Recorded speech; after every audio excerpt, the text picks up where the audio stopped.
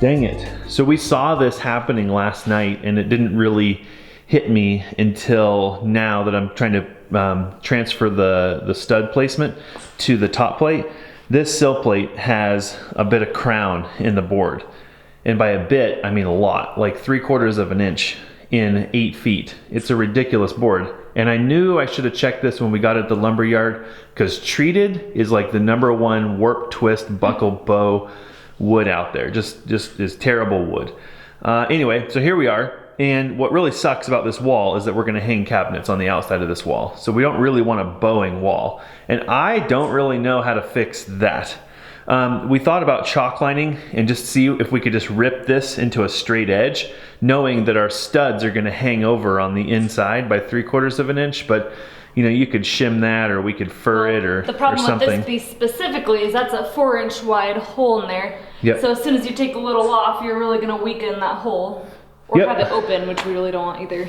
Yep, not preferable, not in this situation. So this wall is gonna be difficult for a lot of reasons. We actually need to notch the stud where these pieces of pipe are coming out too, because there's a stud on center immediately where those went. So screwed that one up. But overall, that's not a bad ratio for the number of penetrations we got on the money. It could have been a lot worse. Oh, it could have been a lot worse. So what we're thinking now is that we might actually go get a perfect board and replace it. Make our life easier. And try to make this better. I think it's worth it to just snap a chalk line on this really quick. And if we can just rip it down, I think it's worth doing. It'd save us an hour of time. Yep. And you have to keep in mind that because this board is bowed, it's giving a false sense of that penetration anyway. Right. So if we put a straight board on there, we're gonna be hugging tight on that penetration as it is. We've got to re-drill holes, yada, yada, yada. Yep. So let's just see if we can snap a line and make it straight. That shouldn't cut into too much. We can notch out this penetration. Right. We don't really care if it's bowing on the inside, right? We do, but not as much. What we can do is the studs will go on there correct. The stud's gonna overhang the overhang. And then we'll just fur in here so the sheetrock can sit flush, because you want the sheetrock to be able to attach at the bottom. So.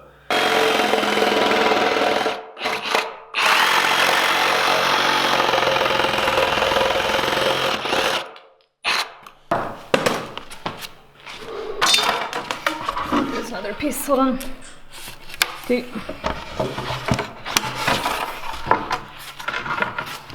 Oh, much better. That's on the line. Okay, so what am I sitting on now? I'm sitting on that penetration. So we need to go towards the wall a little. There we go. Yeah, that's probably within a 1/16 maybe. Yeah, it's really close. Yeah, I'm not gonna leave much meat right there, but it's gonna leave some, and that's all we're after. Anything's better than nothing. What you think? Should we rip or buy a new one? Well, the thing is, like, this line represents what a new board would be. Right. So it's the same difference. The only difference is there's 3/4 of an inch of bow. Holy crap. The board just like garbage. Yeah. Like, I hate lumber yards.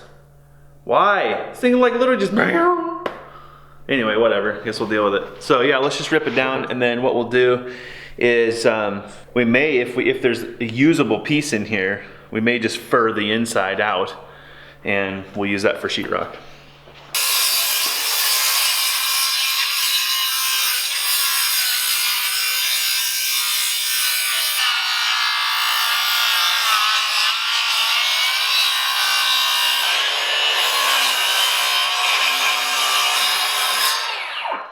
Wow, look at that. It's a lot of bow. Looks pretty good. Looks good. Boy. That's a great way to start the morning. Yeah. We may just chop up that little piece that we cut. Put and it there. We'll just Why not? Yeah, totally like flip it over. We'll crown staple it Mastic. on the other side. That's a good idea. Oh, you were serious.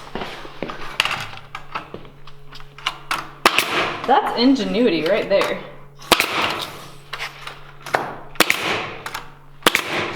Don't get used to all of our problems being this simple. Yep.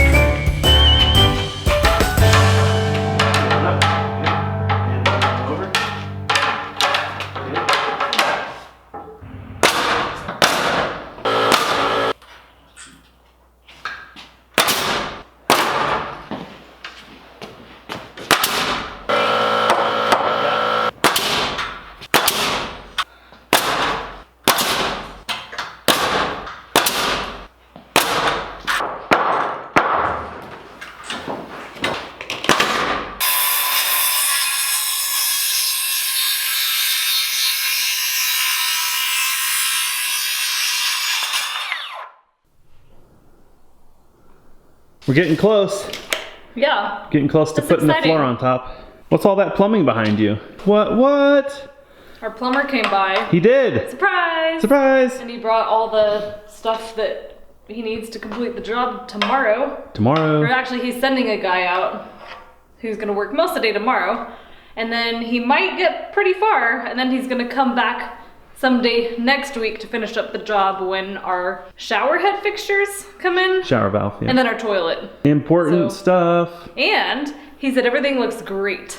Right. We got a good report card. Great. Good report card. Oh. Can work with everything, and tomorrow should go very smooth. So I think we're really excited about that. Oh my gosh, we are excited because we were like kind of biting our nails a little bit. Yeah, I feel like we just have PTSD with this stuff, you know? Someone's Yep. like, oh no, this whole thing's wrong. Tear it all down, start over. Right? So we got to get the top plate on this wall and on this wall and get those connected. And then we're basically done with all of the wall framing. Not true. So back here in the corner, we've done some framing for two things. One for sheetrock and then the other for the tub surround. And it sounds like we need to turn this stud facing that way flush so there's room in here for the shower valve, which we can do. The only other option would be to notch this out for the shower valve, which sounds less fun. So that was the only thing that the plumber said we needed to change. We did walk through where the water heater will be located. We're going to locate it here adjacent to the radiant.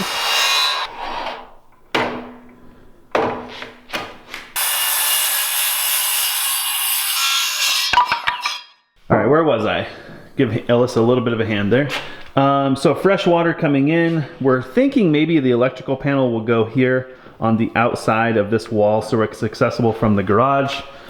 And water heater here. And then if we do an electric boiler, which there's a good chance we will do for our primary radiant heat initially, it'll go above the radiant somewhere over here.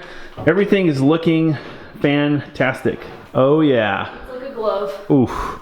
Beautiful. Beautimous. This is satisfying. Right? Screw timber framing. I know, and you just put that all up on your own. No crane. Right? Gosh, you're tough. You're like Popeye. So hardcore. Alyssa said she's falling madly in love with stud framing and she strongly regrets building a beautiful artistic crafts home, and she wishes we would have just slam and jammed the house together. Nah, she didn't say that at all. Nope. Admit it, you miss your timber framing chisel. Admit it. I don't know that I miss it yet. What? But You don't miss the shoulder pain and the neck tightness and it's so different than a timber frame, ICFs, and SIPs, right? isn't it? It's crazy. And once it's done, we can just like modify, like cut into that stud, drill a hole here, Yeah. move that there. Yeah. That's not our experience at I all. know, right?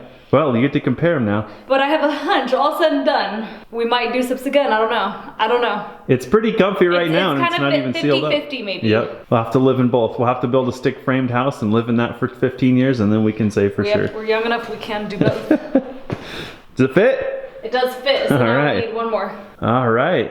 Last top plate. Oh yeah, Oh, yeah. done. Whoa, whoa, whoa, whoa. Come on. Ah, there we go. Wow. It's like a nail or something. Probably a nail down there. Ah! That's pretty good. Okay, good enough. Let me put some Nice. nails in.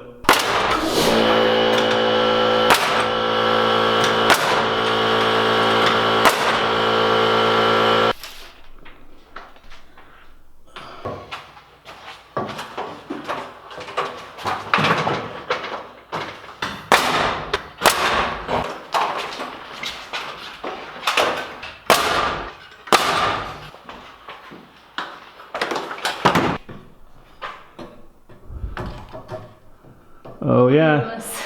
on your tippy toes, you can barely reach it. Wow, I love it. I have to admit, this feature of stick framing is very desirable. So our header is off just 1/4 inch on this side. It's a little high. Not sure what happened there. The stud got cut just a hair long. So now, no biggie deal. Snap a line or scribe a line, cut that trimmer, jack stud, 1/4 inch, header's level, and you're back in business. Fitting the SIPs was definitely challenging. You can't just fudge things. Remember the windows and doors, we were off by 1/2 inch. That's it, 1/2 inch on the header. And that made all the difference in the world to the doors, the French doors fitting. So this is pretty easy to fix because you can check it, recheck it, check it. And we did check that the headers were plumb. and level, or the headers were level on the sips. That was true, those were level, but the inside height was wrong. And so modifying the inside height was torture.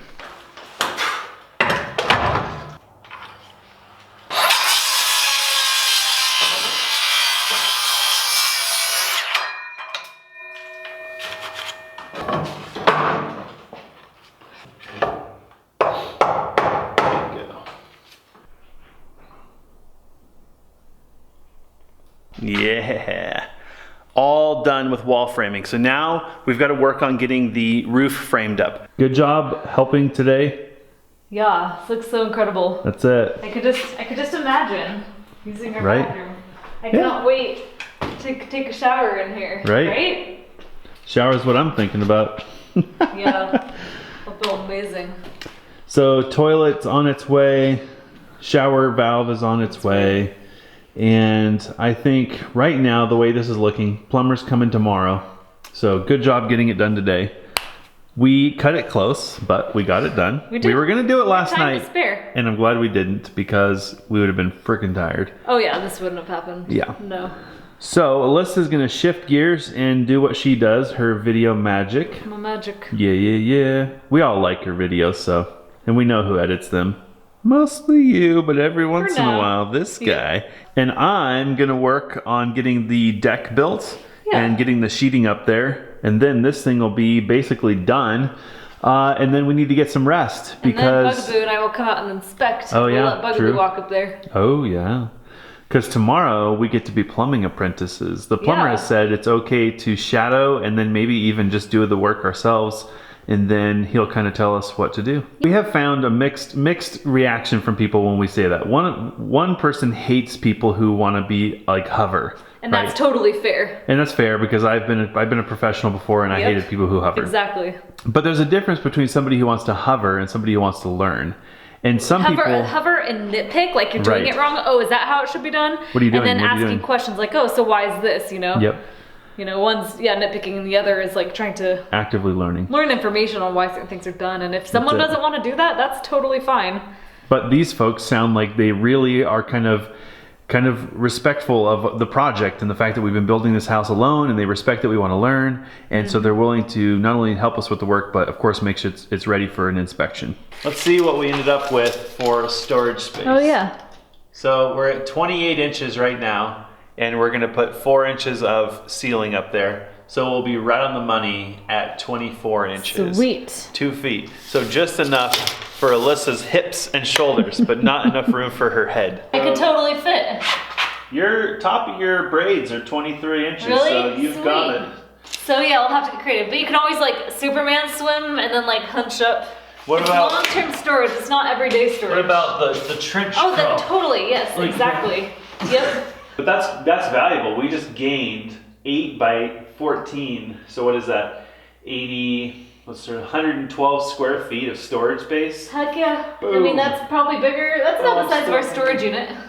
Maybe a little smaller. A little smaller, but still, I mean, that's... Our shop space won't fit up there. No, it's going on here. It's going on the ground.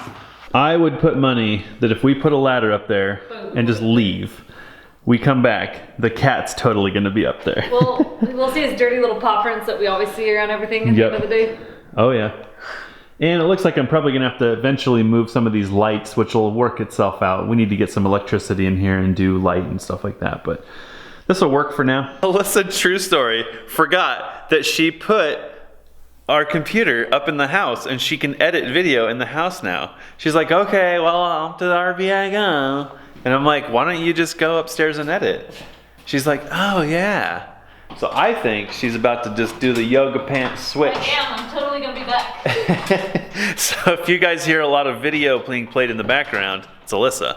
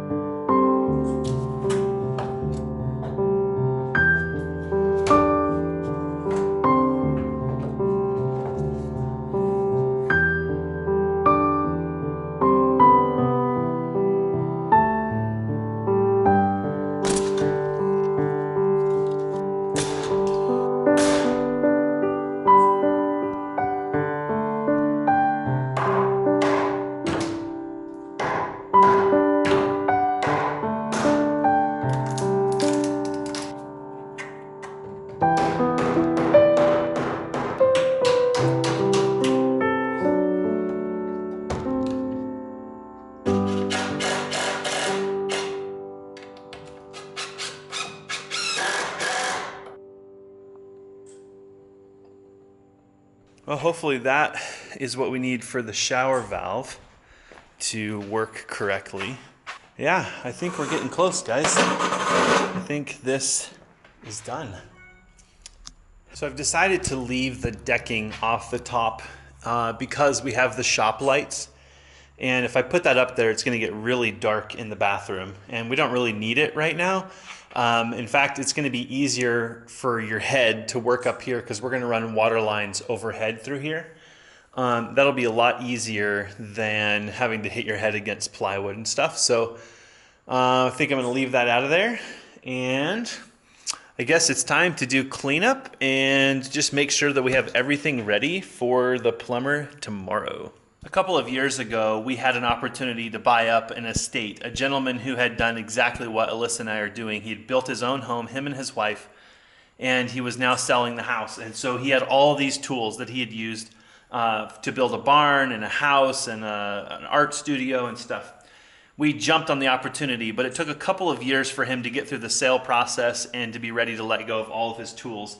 And a couple of those things are the compressor that we're using right now and this nailer. If you've noticed a lot of tools that we have, a lot of those have come from the estate sale. In fact, we have an entire storage unit full of tools that we look forward to using. We have a shopsmith, we have dado blades, door kits, we have so much that we look forward to using, but none of it really has been useful up to this point. But I'm really thankful we have this nailer because this was really easy to do. It's been super windy the last 2 days. We've had a couple of cold fronts moving through. And it is so weird to have the house dried in. It's been blowing dust and just everything, and here we are, even though the doors aren't caulked and they're not foamed and everything. But it's super peaceful in here, and it stayed cool. It was 94 degrees yesterday, I think. It's a little cooler today, but either way, it's been very temperate in the garage. And this is when we are starting to realize the benefits of all the work doing ICFs and I'm assuming the SIPs. Because the house, even though it's basically just SIPs and windows and doors, is oddly comfortable, which kind of shows you how the SIPs allow you to kind of jump forward in the building process. It's a little backwards, but if that were just stick framed, my guess would be that as soon as the sun hits it, it would start to cook inside. That's just been my experience. It's kind of how sheds are. A lot of people who buy these sheds and turn them into tiny houses learn really quick about insulation. So I think the SIPs are already paying off.